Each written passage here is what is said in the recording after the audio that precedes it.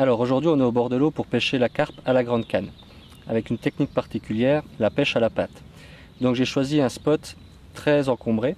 Bon, j'aime bien la pêche de bordure, mais là en ce moment on est sorti de fraye, donc je pense que les carpes elles vont être assez bien dans les roseaux. Voilà, typiquement ce genre de poste. Donc pour la pêche à la patte, je vais vous montrer, je vais insister un petit peu sur le flotteur et sur la façon dont j'utilise ce flotteur. Ça va être ça pour moi qui est le plus important pour cette pêche à la patte. Donc j'utilise un flotteur très particulier. On voit que celui-ci a une très longue antenne. Ce flotteur, on va l'équilibrer à la base et c'est la patte qui va finir de l'équilibrer pour laisser 2 ou 3 sections de l'antenne hors de l'eau. En fait, on va pouvoir vraiment suivre la dissolution de la patte, ça c'est une chose, mais aussi suivre l'activité qu'il y a sur le coup. Parce que là, on est sur un plan d'eau où on n'a pas que de la carpe, on a du rotang, de la brème, donc on va pouvoir avoir pas mal de fausses touches et qu'on risque de ferrer. On va ferrer dans le vide énormément si on équilibre le flotteur trop précisément. Donc je laisse au moins 2 ou 3 segments sortir de l'eau pour bien suivre l'activité sur le coup et pour ne pas ferrer dans le vide. Deuxième chose importante sur ce flotteur, c'est la façon dont je vais le fixer. En fait, je vais le fixer comme un flotteur anglais à l'aide d'une petite tétine très spécifique. La tétine possède un œillet dans lequel je vais passer mon corps de ligne et je vais le fixer à la manière d'un waggler avec des plombs pincés de chaque côté. Donc ces plombs qui vont servir à l'équilibrage du flotteur. Pourquoi ce type de fixation du flotteur pour pêcher à la patte? En fait, il y a 2 raisons à ça. La première déjà, c'est qu'on a pas mal d'emmêlage quand on pêche à la patte, parce qu'il y a la boule, on la dépose à la mini coupelle et il y a des forts risques d'emmêlage à ce moment-là. Le fil s'enroule autour de l'antenne, ça peut être assez pénible. Donc là, on supprime ces risques d'emmêlage là. Et deuxième point important que j'ai remarqué avec ce type de fixation, c'est qu'on casse beaucoup moins de flotteurs. En cas de décroche, le flotteur revient très vite sur le sion de la canne. Et avec ce type de fixation, on en casse beaucoup moins. Ensuite, la ligne proprement dite. Donc moi je ne me prends pas la tête, c'est du 20 centièmes en direct, terminé par un hameçon VMC 70-19. Donc cet hameçon-là a la particularité d'être très fort de fer. Moi j'aime bien les hameçons forts de fer à la grande canne, surtout aujourd'hui là, on voit qu'avec les obstacles, je vais peut-être être obligé de tirer un petit peu. Mais la deuxième spécificité de cet hameçon qui est importante pour la pêche à la patte, c'est sa très large ouverture. Et en fait, vu que l'hameçon va être caché dans la boulette de patte, il faut vraiment prendre un hameçon avec une large ouverture de façon à ce qu'il s'ancre plus facilement dans la gueule du poisson. Alors concernant la pâte utilisée, on a 2 grands types de pâtes.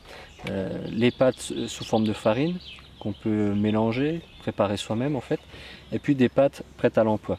Donc aujourd'hui le sujet, moi je veux surtout vous parler du flotteur.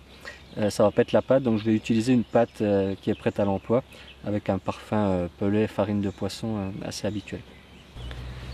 Alors outre le flotteur, il y a un autre élément indispensable, un autre accessoire indispensable pour la pêche à la patte, c'est la mini coupelle de sion qui vient se clipser donc sur le sion. Et en fait c'est grâce à cette mini coupelle qu'on va déposer la boulette de patte sur le cou en même temps que l'amorçage. En fait moi j'aime bien mettre quelques pelets à chaque fois avec la boulette de patte, ce qui permet en fait de garder les poissons sur le cou entre 2 prises. Ok, donc là ce que je vais faire, c'est que je vais mettre une boulette de patte, quelques pelets dans la mini coupelle et je vais poser tout ça sur le cou pour voir s'il y a des carpes sur la bordure.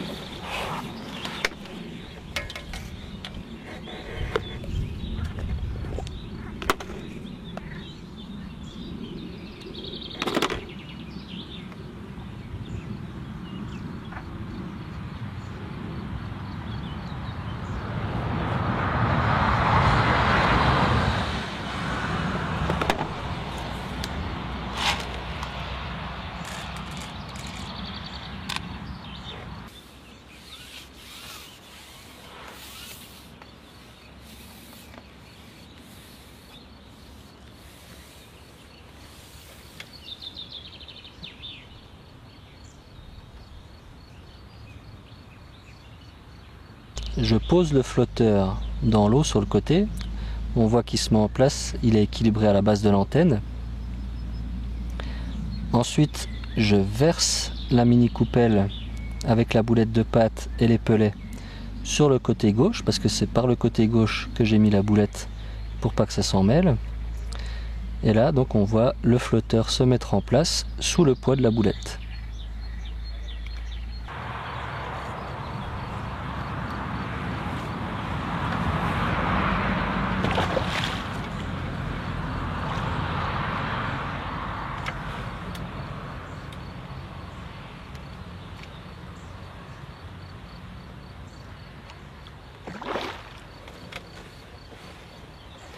Pouah, ça va pas traîner la première boulette, c'est déjà parti quoi. Une belle commune là si je vois bien, top.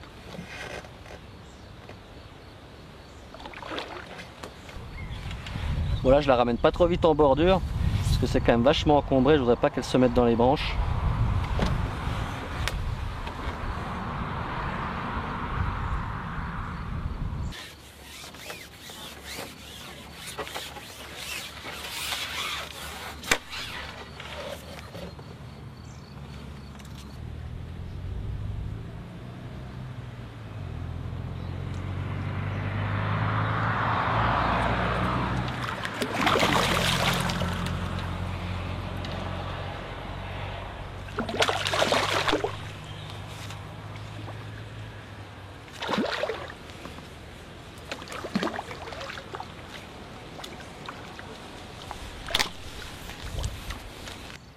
Voilà, c'était limite. Elle est complètement dans les branches en bordure là. Ah, je la sorte, c'est bon.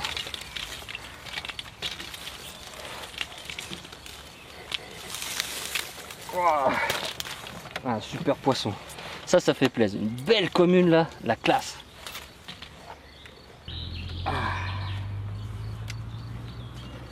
Ah yes. Ah, regardez-moi ça, ce joli poisson. Une belle commune là. Beau poisson sauvage là. Dans les branches. Ça c'est des sensations quoi. Extra. Regardez-moi ça, ce joli poisson.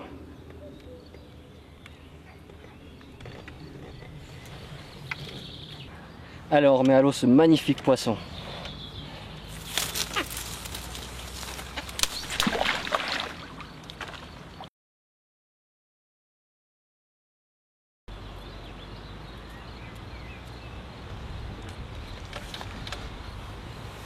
Oh la vache.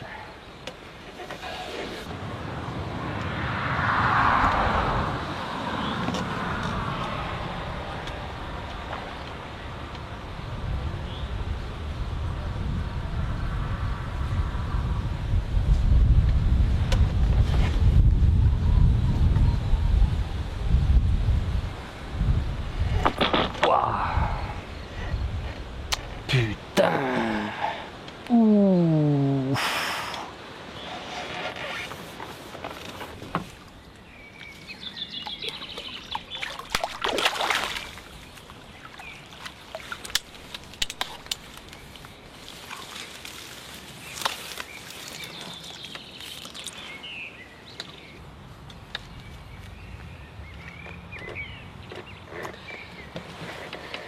Allez, je me suis bien fait plaisir cet après-midi. Là, je vais m'arrêter sur cette jolie petite commune encore. Voilà, j'ai fait une grosse pêche à la patte, en bordure. Vraiment beaucoup de poissons, là, des belles carpes comme ça, là, des belles communes. Une ou deux miroirs aussi. Bon, aussi une casse, quelques décroches. On a vu l'élastique qui se tend, qui se détend d'un coup là. Donc voilà, vraiment une belle après-midi. Je me suis fait plaisir. Je remets celle-là à l'eau et je vous dis à la prochaine.